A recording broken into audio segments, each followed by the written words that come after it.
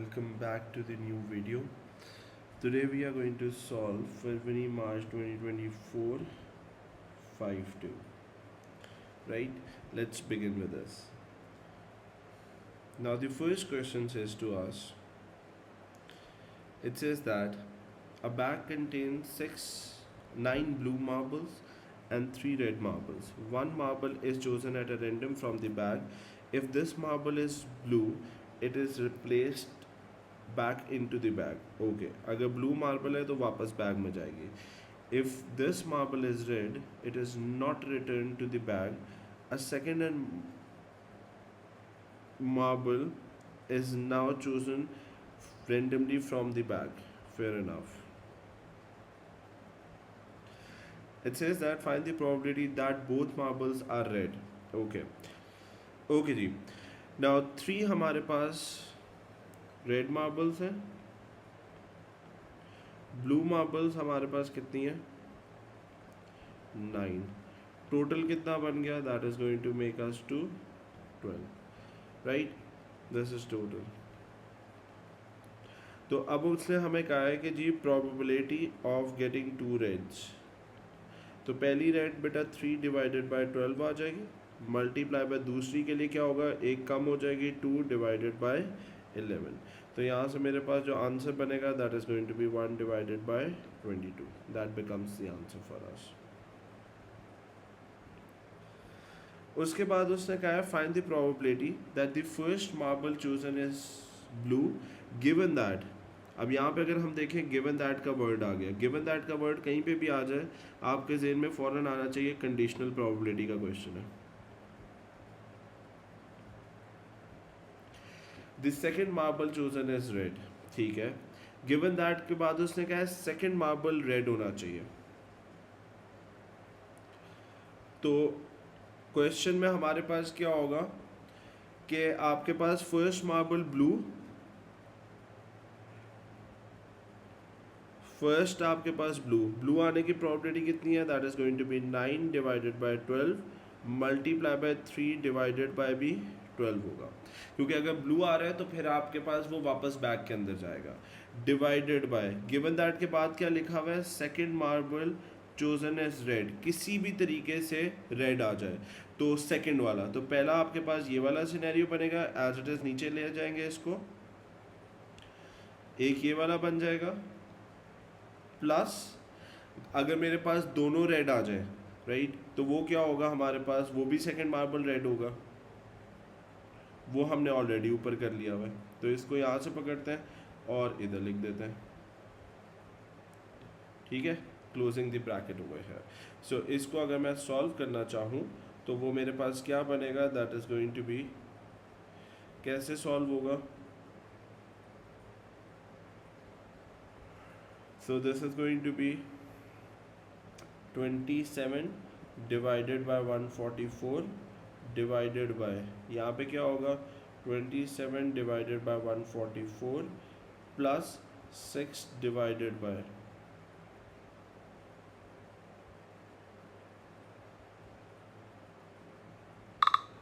12 into 11. So that is going to be 132. अगर मैं इसको फर्दर सॉल्व करूँ तो that is going to become 3 divided by 41 which leads us to the answer. Right, I hope that is clear to everyone. Next उससे हमें कहा है Sam is a member of a soccer club. She is practising score goal. ठीक है, the probability that she will score a goal on any attempt is 0.7 independent of all other attempts. ठीक है, कहते हैं Sam makes 10 attempts at a scoring goal. ठीक है, 10 attempts वो कर रही है. तो यहाँ पे अगर उसने हमें बता दिया है तो ये मेरे पास क्या बन गया? That is going to be n which is going to be 10. Right, goal करने की उसकी प्रोबेबिलिटी 0.7 है और ना करने की क्यू आपके पास क्या बन जाएगा? That is going to be 0.3. बेटा जब भी वो n दे दे आपके ज़हन में आ जाना चाहिए भाई ये बाइनोमियल का क्वेश्चन है. ठीक है, क्योंकि उसने टोटल नंबर बता दिया. टोटल नंबर सिर्फ हमें बाइनोमियल में मिलता है. राइट, और ये डिस्क्रीट भी है. Find the probability that Sam will score fewer than 8 of these attempt. Fewer than 8 हमें निकालना है, विच मीन्स फाइंड जो करना है हमें probability x less then 8. Less than 8 में हमारे पास क्या होगा, हमारे पास लेस देन 8 में हमारे पास 7 6 5 4 3 2 1 0 सारे करने पड़ेंगे. तो वो उससे बेहतर है हम क्या करें, हम probability of x is greater than and equal to 8 निकाल के उसको 1 में से माइनस कर देंगे. So that is going to be 1 minus क्या होगा हमारे पास 10 C8 0.7 रेस टू पावर आपके पास 8 आ जाएगा, multiply by 0.3 raise to power कितना होगा, that is going to be 2, plus 10C9 0.7 raise to power 9 0.3 raise to power 1, plus 10C10 0.7 raise to power आपके पास 10 आ गया, 0.3 रेस टू पावर 0. इस सब को सॉल्व करेंगे, इसका जो आंसर होगा उसको 1 में से माइनस भी करना है. तो यहाँ से मेरे पास कितना आता है, that is going to be 10C8 multiply by 0.7 raise to power 8 bracket closed into 0.3 raised to power 2 and again the bracket close. तो ये जो मेरे पास आती है बेटा दैट इज 0.233 प्लस इसकी जो वैल्यू आती है 0.1211 प्लस 0.0282. इसको हमें 1 में से माइनस भी करना है. तो पूरा जो फाइनल आंसर बनता है that is going to be 0.617. That leads us to the answer. I hope that is clear to everyone. Right? फिर उसने कहा है, कहता है find the probability that Sam's first successful attempt कौन सा क्वेश्चन बना, ज्योमेट्रिक का, कि भाई उसने जो पहला गोल वो करे सक्सेसफुली वो 5th अटेम्प्ट पे करे. राइट, तो 5th अटेम्प्ट में before 5th, sorry my bad, I didn't read the before. Okay जी, सो बिफोर का मतलब है हमें जो फाइंड करना है that is going to be probability of x less than and equal to r. So इसका फॉर्मूला होता है 1 minus q raise to power r. याद रखिएगा लेस देन के साथ इक्वल्स होना मस्ट है. उसने लिखा है बिफोर 5th अटेम्प्ट, तो सबसे पहले अगर मैं यहाँ पे लिखूँ तो that is going to be probability of x is less than 5. ये हमें फाइंड करना है, लेकिन इसके साथ जब मुझे इक्वल्स टू डालना है तो इसको मैं कैसे लिखूंगा, probability of x is less than and equals to 4. तो अब हम क्या करेंगे, this is going to be equals to 1 minus q की वैल्यू आपके पास कितनी है, that is 0.3 raise to power आपके पास r4 बन जाएगा.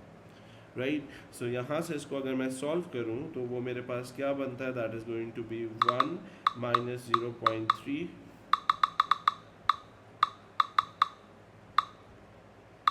so that is going to be 0.9919 and that is the answer for us. I hope that is clear to everyone. Right जी, फिर उसने कहा है we is a member of a same soccer club. ठीक है, he is also participating in the score goal. ठीक है, find the probability that we will score the probability that we will score a goal on any attempt is 0.6 independent of all the other. We is going to keep making an attempt until he scores the 3 goals. Acha, until he scores the 3 goals. Find the probability that he scores his 3rd goal. Very important question बेटा, ये question बहुत आ रहे हैं. कहते हैं 3rd goal on the 7th attempt. अच्छा, 7th attempt में वो 3rd गोल कर रहा है. वो और से देखो 1 2 3 4 5 6 7, यहाँ पे जाके उसने 3rd गोल किया है. अब इससे पहले ये जो अटेम्प्ट्स थी उसकी, ये जो उसकी अटेम्प्ट्स थी यहाँ पे, ये कितनी अटेम्प्ट्स हैं बेटा, पहले तो मैं लिख देता हूँ. These are going to be 6 attempts. Right, why I placed R. 6 attempts हैं उसकी. इसमें उसने 2 गोल्स किए हैं.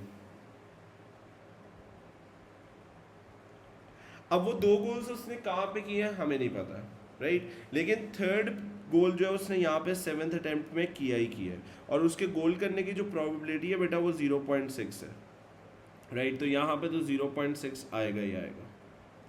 अब ये जो उसने 2 गोल्स किए हैं इसके लिए हमारे पास क्या होगा, गौर से देखो, 6 अटेम्प्ट है, 6c2 मल्टीप्लाई बाय गोल करने की प्रोबेबिलिटी उसकी कितनी है 0.6, रेस टू पावर आपके पास 2 हो जाएगा, मल्टीप्लाई बाय क्यू क्या बनेगा, that is going to be 0.4, raise to power कितना आ जाएगा 4, मल्टीप्लाई बाय ये वाला एज इट इज आ गया 0.6, राइट। अब अगर मैं इसको फर्दर सॉल्व करता हूँ तो 6c2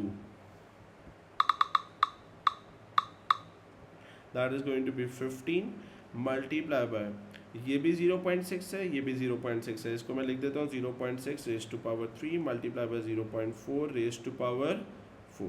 बेटा याद रखें ये वाला जो आपके पास सिनेरियो होता है ना, ये वाला, ये आपका बाइनोमियल बन जाता है, राइट, क्योंकि आपके पास 6 अटेम्प्ट्स है उसमें से 2 किए हैं उसने, राइट, और ये वाला तो यहाँ पे गोल हुआ ही हुआ है। So if I solve this further, so that is going to give us the answer which is going to be 0.0829, and that leads us to the answer, right? I hope this is clear, and this is a very important question. ठीक है जी, आगे चलते हैं। Next उसने हमें क्या कहा है, कहता है the time taken in minutes by 150 students to attempt a puzzle is summarized over here. Histogram उसने ड्रॉ करने के लिए कहा है, तो यहीं पे इसके टेबल के नीचे सबसे पहले हम अपनी फ्रीक्वेंसी डेंसिटी फाइंड करते हैं, बिकॉज हिस्टोग्राम के अंदर वाई एक्सिस पे फ्रीक्वेंसी डेंसिटी होती है, the formula is frequency divided by class width. Class width पे जाने से पहले सबसे पहले चेक किया करें क्या आपको टेबल में क्लास बाउंड्रीज दी हुई है, बिल्कुल दी हुई है, मैच कर रही हैं वैल्यूज़, तो इसका मतलब these are the class boundaries given. तो हम स्ट्रेट अवे क्या करेंगे, this is going to be 8 divided by class width क्या होगी, इन दोनों को सब्ट्रैक्ट कर दो, simple 20 minus 0, so that is going to be giving us 20। यहीं पे वैल्यू भी निकाल लेते हैं, 0.4 आ गई,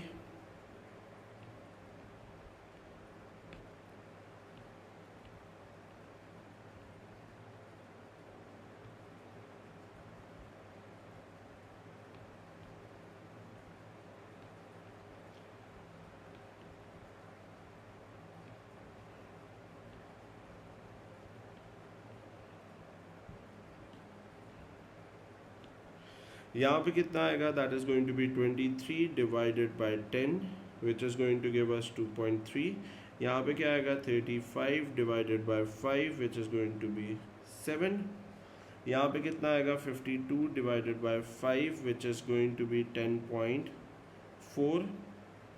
20 divided by 10 which is going to be 2। 12 divided by 20 which is going to be 0.6, right. अब इसका हमें हिस्टोग्राम बनाना है, वो और से देखो बेटा सारे। सबसे पहले तो एक्सेस को कर लेते हैं, this is my Y axis, this is my X axis, ठीक है। क्या बनेगा हमारे पास, यहाँ पे मैं ले लेता हूँ 1 2 3 4 5 6 7 8 9 10 एंड 11, ठीक है। और यहाँ पे क्या आ जाएगा 10 20 30 40 50, नहीं छोटा बन जाएगा ये, 70 तक जाना है ना, तो छोटा हो जाएगा ये। Let me take 10 over here, 10 20 30 40 50 60 70, perfect. अब 0 से लेके 20 पे हमें 0.4 तक जाना है, आए जी चलते हैं। 0 से 20 0.4, this is going to be 0.4, let me make it with red, this is 0.4 going down. उसके बाद 20 से 30 2.3, 20 से 30 2.3, 2.2 इसके दरमियान में,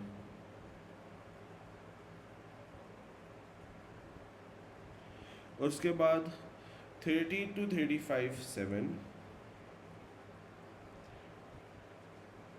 ये गया जी मैं 7 पे,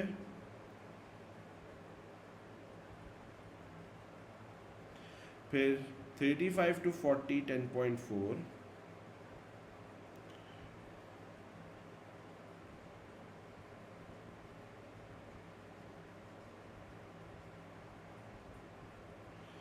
फिर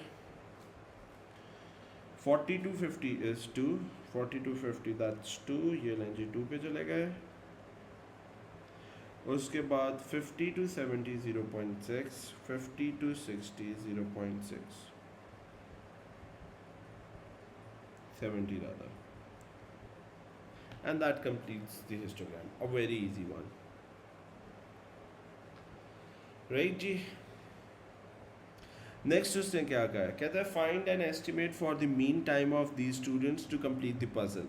अब अगर हमें मीन टाइम निकालना है तो बेटा याद रखो मीन के लिए सबसे पहले आपको यहाँ पे जो चीज़ चाहिए होती है, let me erase this whole stuff, मुझे ये टेबल को नीचे लेके जाना है। ओके जी, now the first thing which you know और should find for the mean is the mid value, यहाँ पे लिख देते हैं, राइट। मिड वैल्यू फाइंड करने का तरीका क्या होता है, बहुत ही सिंपल है बेटा, इन दोनों वैल्यूज़ को ऐड करो, 0 + 20 डिवाइडेड बाय 2 कर दो, तो यहाँ से मेरे पास 10 आ गई, यहाँ पे 25 आ गई, यहाँ पे मेरे पास आ जाएगी 32.5, यहाँ पे मेरे पास आ जाएगी 37.5, यहाँ पे मेरे पास आ जाएगी 45, यहाँ पे मेरे पास आ जाएगी 60। अब मीन निकालने का फॉर्मूला बहुत ही सिंपल है। मीन क्या होता है, that is summation F of x divided by summation of F, इनको मल्टीप्लाई करके ऐड करते जाना है, ठीक है। आए कर देते हैं, क्या होगा हमारे पास, that is going to be 10 multiply by 8 23 plus 32.5 multiply by 35 plus 37.5 multiply by 52 plus 45 into 20 plus 60 into 12 divided by sum of all the frequencies, which is going to be 8 plus 23 plus 35 plus 52 plus 20 plus 12, right. तो यहाँ से मेरे पास जो mean आता है that is going to be 35.75,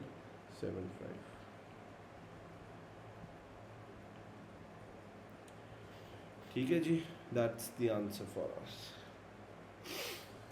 next उसने कहा है in which class interval does the lower quartile of this time lies. अच्छा, lower quartile of this time lies, आपको lower quartile of this time find करना है। तो बेटा इसका करने का तरीका ये होता है कि लोअर क्वार्टाइल आपके पास कैसे होगा, गौर से देखो सारे। सबसे पहले मैं इस टेबल को इधर कॉपी करके लेके आता हूँ नीचे, ठीक है। ये देखो सबसे पहले कैसे करना है, let me erase this whole stuff. Sum of frequency find करो, 8 plus 23 plus 35 plus 52 plus 20 plus 12, कितना आ जाएगा 150। लोअर क्वार्टाइल होता है 25%, ठीक है। ये देखो 150 मल्टीप्लाई बाय 25 डिवाइडेड बाय 100, कितना होगा हमारे पास 150 into 0.25, that is going to be 37.5, ठीक है।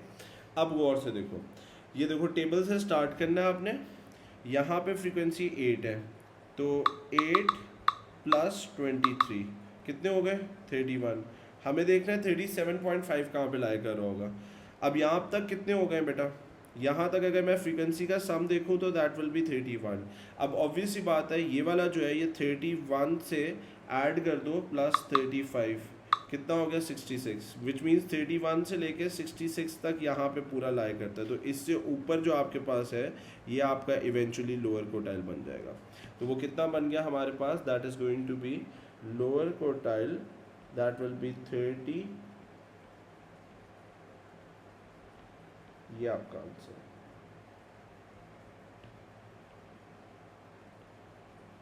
ठीक हो गई बात, that's the answer for us. I hope that is clear to everyone. Next पे चलते हैं, क्वेश्चन नंबर 4। क्वेश्चन नंबर 4 क्या कहता है, कहते हैं company sell smalls and large bags of rice. A mass of small bag of rice is normally distribution with the mean of this and the standard deviation this. In a random sample of 500 of these, how many would you expect to have mass greater than this? ठीक है जी, random sample है जी 500 का। अच्छा, simple सा question होता है normal distribution का, 3 steps है। पहला स्टेप हमें फाइंड जो करना है प्रोबेबिलिटी x ग्रेटर देन 1.26 करना है। ठीक है, पहला स्टेप होता है बेटा स्टैंडर्डाइजेशन का। स्टैंडर्डाइजेशन कैसे करते होते हैं, स्टैंडर्डाइजेशन करनी है आपने तो करना है यहाँ पे x minus mu divided by sigma greater than, ये आपका x है तो 1.26, इधर फॉर्मूला लिखा है, इधर इसको एग्जीक्यूट कर देना है। मीन कितना है 1.20 डिवाइडेड बाय स्टैंडर्ड डिविएशन है 0.16 की। तो पहला स्टेप हो गया z ग्रेटर देन। आइए जी इसको सॉल्व भी कर लेते हैं, कैलकुलेटर निकाल लो। 1.26 माइनस 1.20 डिवाइडेड बाय 0.16 कितना आ गया 0.375। ये स्टेप होता है स्टैंडर्डाइजेशन का। फिर आपके आ जाएंगे केसेस। केसेस की वाली वीडियो जाके देखो, ग्रेटर देन लिखा हुआ है तो यहाँ पे क्या होगा 1 माइनस 5 ऑफ 0.375। अब 5 ऑफ 0.375 इसको टेबल से देखना है, लिख देता हूँ मैं यहाँ पे टेबल छोटा सा लिख देता हूँ, पेपर में बेशक मत लिखना। ठीक है, इसकी वैल्यू टेबल से जब हम निकालेंगे तो आए जी चलते हैं टेबल पे। किधर है जी डेटा बुकलेट हमारी, ये रही, आ जाए टेबल पे। 0 पॉइंट किसकी निकालनी है हमने 0.375, तो 0.3 पे गए 0.3, ये आ गया जी 7, और ये पहले तो इसको साइड पे लिख लो 0.6443 और 7 5 है तो 5 का कितना है 19, तो एंड वाले डिजिट पे 19 आ जाएगा। तो यहाँ पे 2 आया, 1 लिख देंगे, यहाँ पे आ जाएगा 646.0, तो that is 0.6462, that is basically the value. आए जी चलते हैं। So this is going to be 1 minus 0.6462।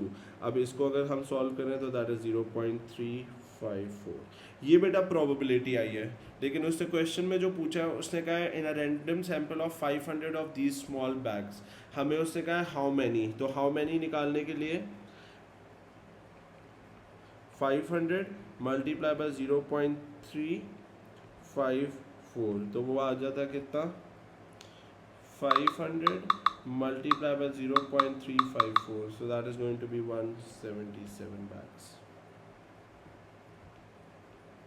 That's the answer. ठीक हो गया। नेक्स्ट आते हैं बी पार्ट पे। बी पार्ट में वो कहता है the mass of large bags of the rice are normally distribution with the mean there standard deviation 5, standard deviation नहीं दी हुई। 20% of these bags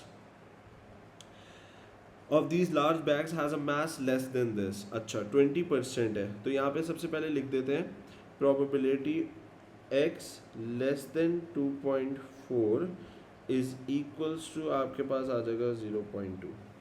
ठीक है, आइए सॉल्व करते हैं। probability क्या होगा हमारे पास x minus mu divided by sigma less then 2.4 minus mean कितना था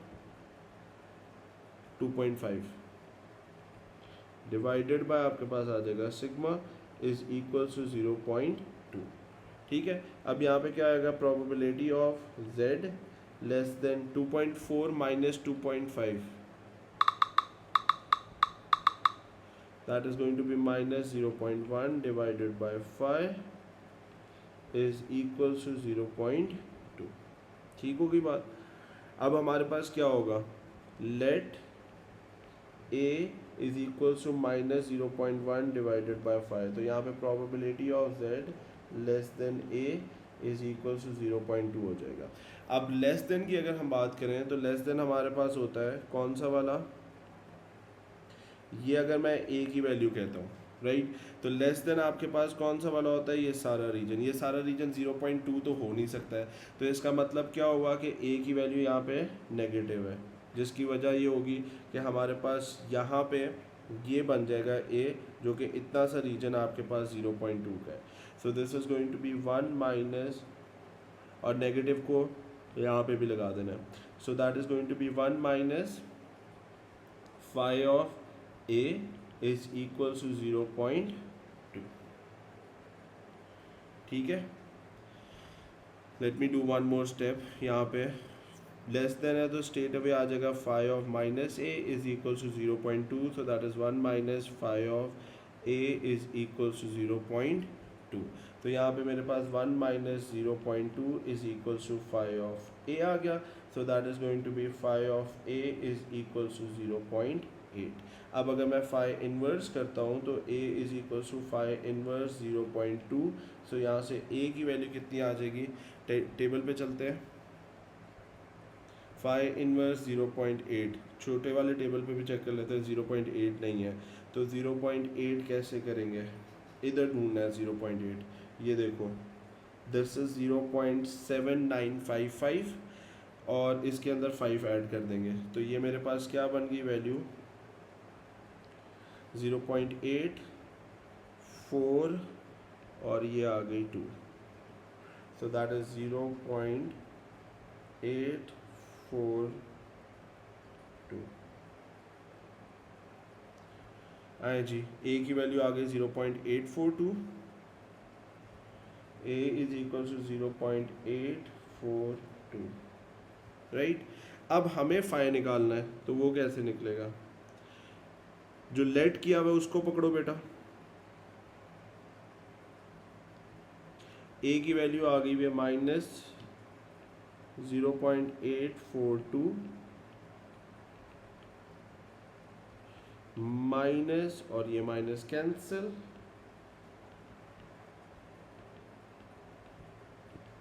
तो क्या बनेगा हमारे पास 0.1 डिवाइडेड बाय 0.842। तो यहाँ से मेरे पास आंसर फाई का कितना आ गया, 0.1187 है, 9 कर दो, ये लो जी, that gives us the final answer, right जी। I hope that is clear to everyone. अच्छा, नेक्स्ट उसने हमें क्या कहा है, कहता है random sample of 80 large bags of the rice is chosen, use a suitable approximation. Suitable approximation का वर्ड आ गया, इसका मतलब ये बायनॉमियल का क्वेश्चन है, हम इसको कन्वर्ट किस में करेंगे, नॉर्मल में, और सॉल्व करेंगे। ठीक है, कहता है fewer than 22 has mass less than 2.4। ठीक है, हमें जो फाइंड करना है fewer than 22, probability of x less then 22, ये हमें फाइंड करना है, और मास होना चाहिए लेस देन 2.4 kg, राइट। अब लेस देन 2.4 kg, ये देखो लेस देन 2.4 kg, इसकी जो प्रोबेबिलिटी है वो उसने हमें बताई हुई है 20% है। तो यहाँ पे अगर हम देखें तो मेरा जो n बनेगा बेटा, n will be equals to 80, probability of success will be 0.2 और probability of failure that will be 0.8।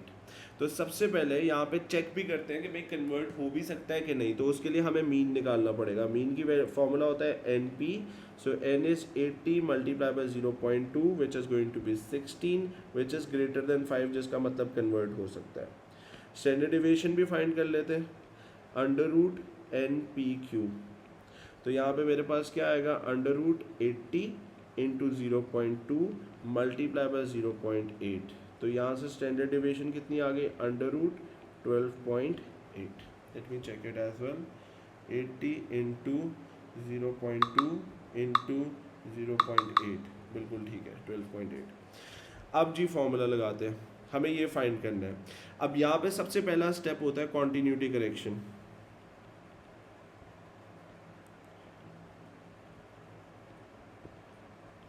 उसके लिए मैंने क्या हिंट दिया हुआ है, बहुत ही सिंपल है। ये लाइन ड्रॉ की, यहाँ पे ड्रॉ किया 22 और इधर कर दिया जी बार, ये आ गया 21.5, ये आ गया 22.5। अब आपको लेस देन करना है, लेस देन का मतलब इक्वल्स टू नहीं है यहाँ पे, जिसका मतलब क्या होगा, मैं इधर से इस तरफ जाऊँगा। तो कॉन्टिन्यूटी करेक्शन क्या बन गई, probability of x is less than 21.5। ठीक है, अब वही वाले स्टेप, पहला standardization, probability of x minus mu divided by sigma less than 21.5 minus कितना होगा 16, 12.8। ठीक है, सॉल्व करो फर्दर। ये क्या बनेगा, z लेस देन क्या होगा हमारे पास 21.5 minus 16 divided by under root 12.8, so that is 1 point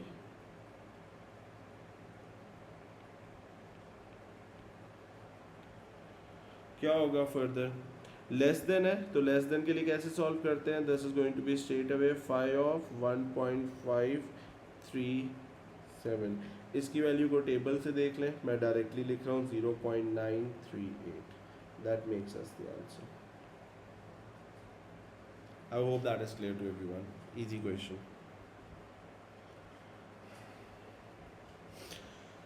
moving towards question number 5।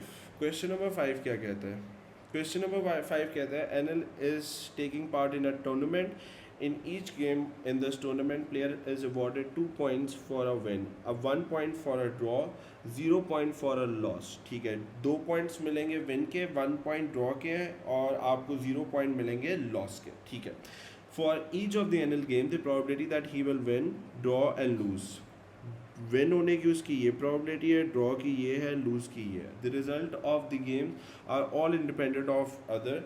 The random variable x is the total number of points that NL score in the first 3 term. ठीक है, x आपका represent कर रहा है total number of points. ठीक हो गया, वो और से देखो, उसने कहा show that the probability of x is equal to 2 is this. बेटा जब वो शो करने के लिए कहे तो यहाँ पे मेथड डिसाइड कर लेना हमने। अब x इज इक्वल टू 2, ये उसका पॉइंट्स हैं। देखो आपको विन पे जो मिल रहे हैं, विन पे आपके 2 पॉइंट्स हैं, 3 सेट ऑफ गेम्स वो खेल रहे हैं, याद रखिएगा।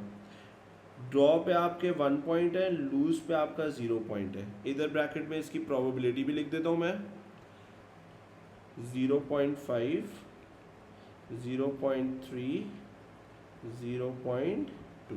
ठीक है, अब 2 स्कोर करे वो, 2 कैसे स्कोर कर सकता है, पहली वो विन कर जाए, फिर लूज, प्लस अगर 2 ड्रॉज हो जाए और फिर लूज। ठीक है, यही हो सकता है, विन और ड्रॉ नहीं हो सकता, वो 3 पॉइंट्स बन जाएंगे। ठीक है, तो 2 पॉइंट्स उसने करने हैं, तो आपका जो probability of x is equal to 2 है वो ऐसे बन सकता है। ठीक होगी बेटा, x इज इक्वल टू 2। तो अब हम इसको यहाँ पे लिख देते हैं भाई, विन होने की प्रोबेबिलिटी उसकी कितनी है,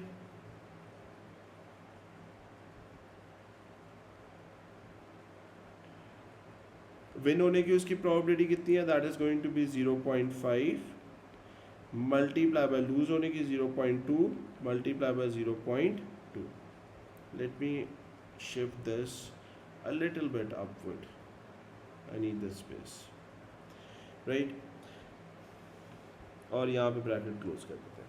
लेकिन ये अभी सॉल्व नहीं हुआ है, राइट, उसकी रीज़न क्या है, क्योंकि मुझे मल्टीप्लाई बाय यहाँ पे क्या करना पड़ेगा, 3 factorial divided by 2 factorial. 3 factorial क्यों, इन तीनों की आपस की अरेंजमेंट, 2 L जो है वो रिपीट हो रहे हैं, तो divided by 2 factorial, plus draw की कितनी थी आपके पास, दैट वाज 0.3 इंटू 0.3, लूज की कितनी है 0.2, मल्टीप्लाई बाय क्या होगा 3 फैक्टोरियल अगेन आपस के अरेंजमेंट, और 2 ड्रॉज रिपीट हो रहे हैं डिवाइडेड बाय 2 फैक्टोरियल। ठीक हो गया बेटा, राइट। गौर से देखिएगा, सॉल्व करते हैं। So this is 0.5 multiply by 0.2 multiply by 0.2 multiply by 3 कर रहा हूँ मैं, राइट, क्योंकि 3 factorial divided by 2 factorial that is going to be 3। तो यहाँ पे आ गया 0.06 प्लस यहाँ पे कितना होगा 0.3 multiply by 0.3 multiply by 0.2 multiply by 3। तो यहाँ से अगर मैं ऐड अप करूँ तो वो मेरे पास क्या बनता है बेटा 0.06 प्लस 0.054, तो that gives us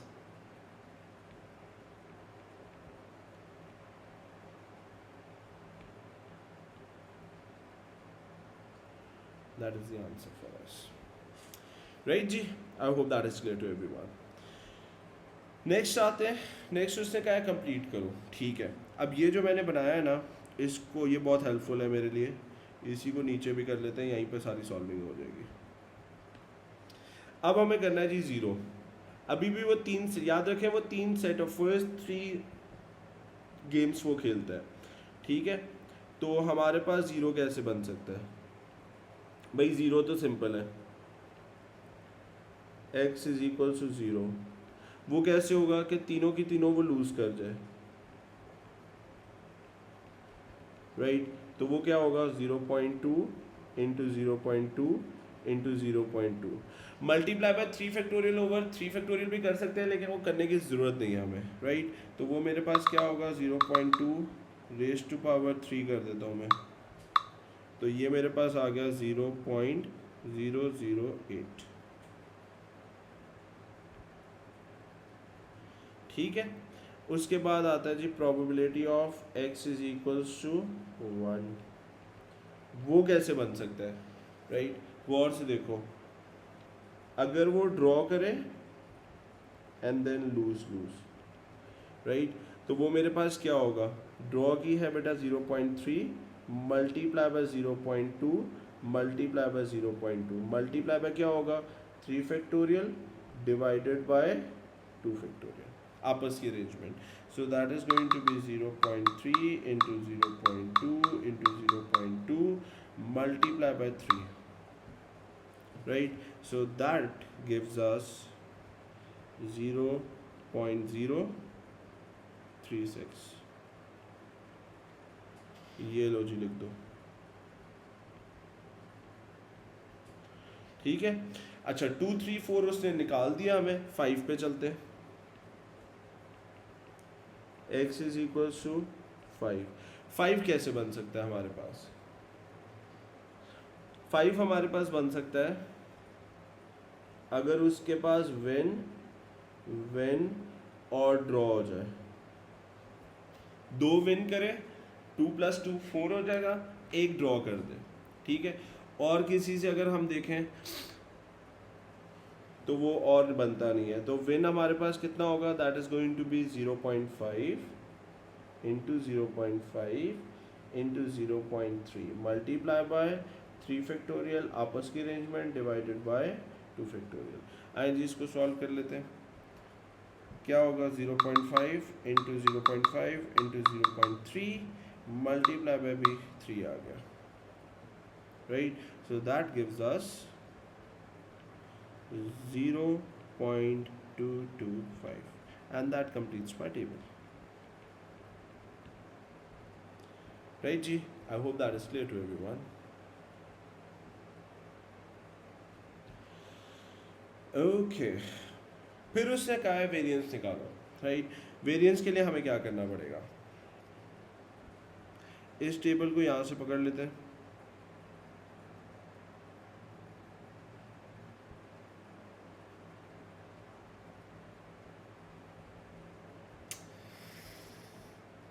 that's really bad with this stuff।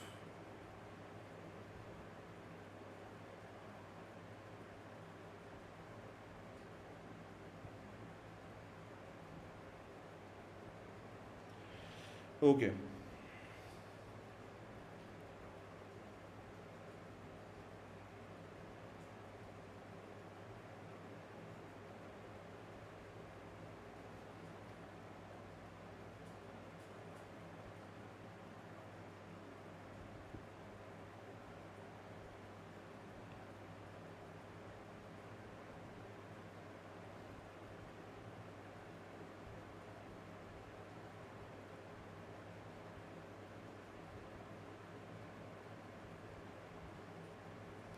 Now I got the table,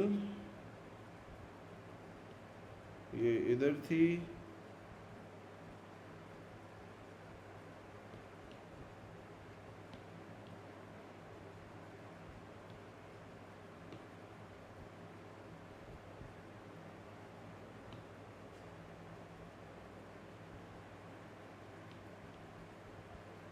yes. Okay, now the first thing for the variance has a formula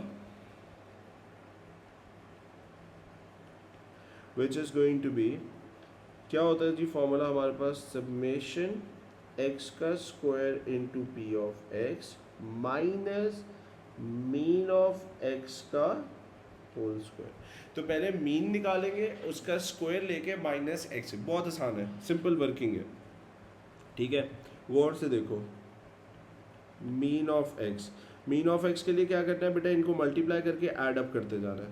so 0 multiply by 0.08 plus 1 into 0.036 plus 2 multiply by 0.114 plus 3 multiply by 0.207 plus 4 multiply by 0.285 plus 6 into 0.125। तो this is going to provide us with the mean. तो यहाँ से जो मेरे पास mean आता है that is 3.9 if you calculate it, right जी। अब समेशन एक्स का स्क्वायर, बेटा क्या करना है, गौर से देखो, ये जो आपके पास पड़ा हुआ है ना, इधर ही ये जो एक्स की वैल्यूज है हमारी,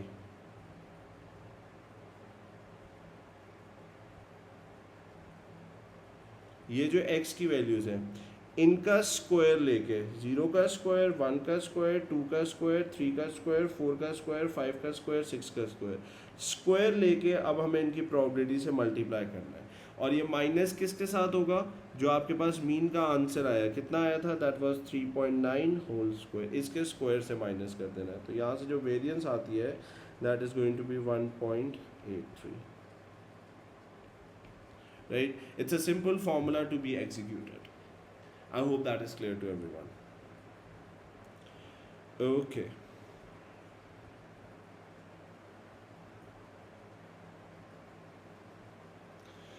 Moving towards question number 6. Question number 6 क्या कहते हैं, कहता है new village social club has 10 members of whom 6 are men and 4 are women. The club committee will consist of 5 members, ठीक है, हाईलाइटेबल स्टेटमेंट है जी, 5 मेंबर्स के साथ कंसिस्ट होगी। In how many ways can the committee of 5 members be chosen if it must include at least 2 men and at least 1 woman? भाई at least ये तो होने चाहिए, 5 लोगों की कमेटी बनानी है, राइट। तो वो हमारे पास कितना होगा, सबसे पहले एटलीस्ट 1 होने चाहिए, तो मैं यहाँ पे, और 2 मैन होने चाहिए एटलीस्ट 2 और वुमेन 1। तो सबसे पहले मैं यहाँ पे कहता हूँ जी, मेरे पास मैन आ गए 4 और वुमेन आ गई 1, प्लस मैन कर देता हूँ मैं 3, वुमेन मुझे लेनी पड़ेंगी 2, प्लस मैन कर देता हूँ मैं 2 और वुमेन कर देता हूँ मैं 3। इससे ज़्यादा नहीं कर सकता हूँ क्योंकि एटलीस्ट 2 मैन होने ही चाहिए। अब कर देते हैं।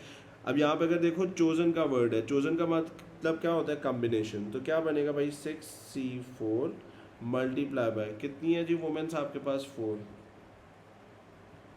ये आ गई, प्लस क्या होगा 6C3 multiply by 4c2 plus 6c2 multiply by 4c3, right तो यहाँ पे अगर मैं सॉल्व करूँ so that gives us 64, that is going to be 60 plus 63 into 4c2 that is going to be 120 plus 62 into 4c3 that is going to be again 60, so that leads us to 240. Simple easy question, right? Next आते हैं, कहते हैं the 10 members of the club stands in a line for a photograph. ठीक है, how many different arrangements, याद रखिएगा arrangement का word है, permutation का question है, are there for the 10 members if all men stands together and all women stands together. ठीक है, कितने आपके पास थे भाई, 10 लोग हैं, ठीक है, 1 2 3 4 5 6 7 8 9 and 10, 1 2 3 4 5 6 7 8 9 10, ठीक है। अब आपके पास मेंस जो हैं वो कितने, 6 हैं, men men men men men, 2 2 4 2 6, और यहाँ पे आ गई women women women women women. ये जो मैन है इनकी आपस की अरेंजमेंट के लिए क्या लिखूंगा मैं, 6 फैक्टोरियल मल्टीप्लाई बाय वुमेन्स की आपस के अरेंजमेंट का 4 फैक्टोरियल। अब ये देखो ये मेन खड़े हैं, यहाँ पे मैंने वुमेन खड़ी की है, ऐसा भी तो हो सकता है मैं वुमेन्स को इधर कर दूं मेन को इधर कर दूं, तो इनके वुमेन और मेन की आपस के अरेंजमेंट के लिए हम क्या करेंगे, 2 फैक्टोरियल। तो यहाँ से मेरे पास जो फाइनल आंसर बनेगा that is going to be 6 factorial, factorial कहाँ पे है,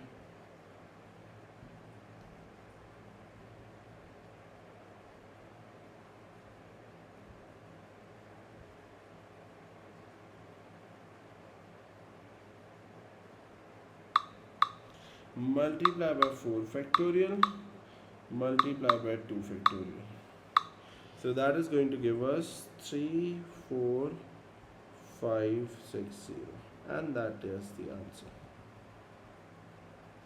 I hope that is clear to everyone, right? आइए जी नेक्स्ट पे चलते हैं।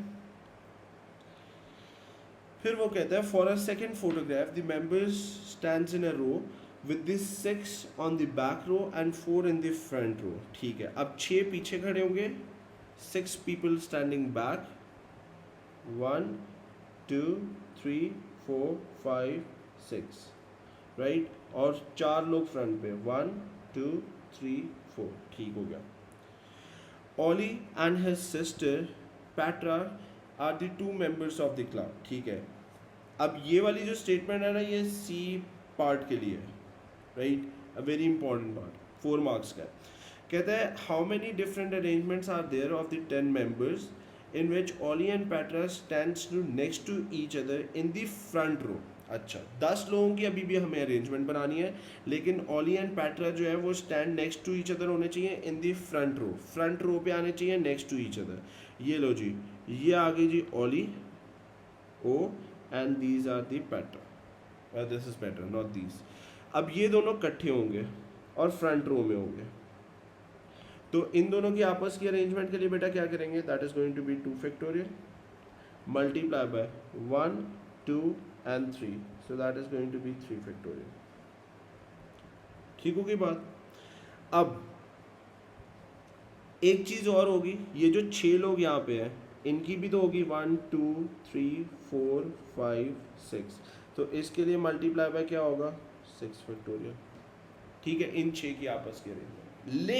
लेकिन जो मोस्ट इंपॉर्टेंट है वो और से देखो बेटा, ये जो ऑली और पेट्रा हैं ये तो यहाँ पे खड़े हो गए फ्रंट रो में, अब इधर जो 2 लोग हैं उनको भी तो एडजस्ट करना है, पहले वो 2 आएंगे तो बाद में अरेंजमेंट होगी ना, वो 2 पहले हमें लेके आने पड़ेंगे। तो ऑली और टोटल आपके पास कितने हैं वो और से देखो, टोटल आपके पास 10 है, ऑली और पेट्रा को माइनस कर दूं तो रिमेनिंग कितने रह गए बेटा मेरे पास, 10 - 2 which is going to be 8। इन 8 में से 2 लोगों ने यहां पे पोजीशन होना है, तो उसके लिए क्या करूंगा मैं, मल्टीप्लाई बाय 8c2, पहले ये 2 लोग आएंगे फिर अरेंजमेंट बनेगी, राइट। तो 8C2 किया ताकि इन 8 रिमेनिंग में से 2 लोग यहाँ पे पोजीशंस हो जाए।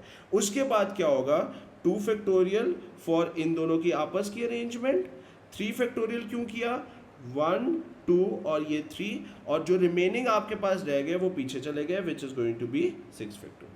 सो यहाँ से अगर मैं इसको सॉल्व करूँगा तो यहाँ से मेरे पास जो आंसर बनेगा that is going to be 8C2, 28 होता है, multiply by 2 multiply by 3 factorial multiply by 6 का फैक्टोरियल।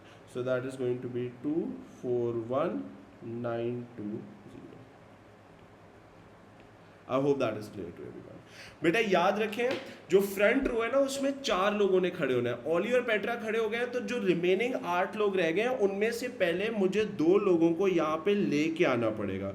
तो वो 8C2 क्यों किया है, इन 8 में से एक बंदा इधर और एक बंदा इधर, so that's why we did 8C2, right. So 8C2 हो गया। अब फ्रंट रो कंप्लीट हो गई, रिमेनिंग जो आपके पास 6 रो रह गए थे, 2 ऑली और पेट्रा और 2 हम 8C2 से जो लेके आए, रिमेनिंग जो 6 पीपल रह गए वो 6 पीपल यहाँ पे पीछे चले गए, 1 2 3 4 5 6।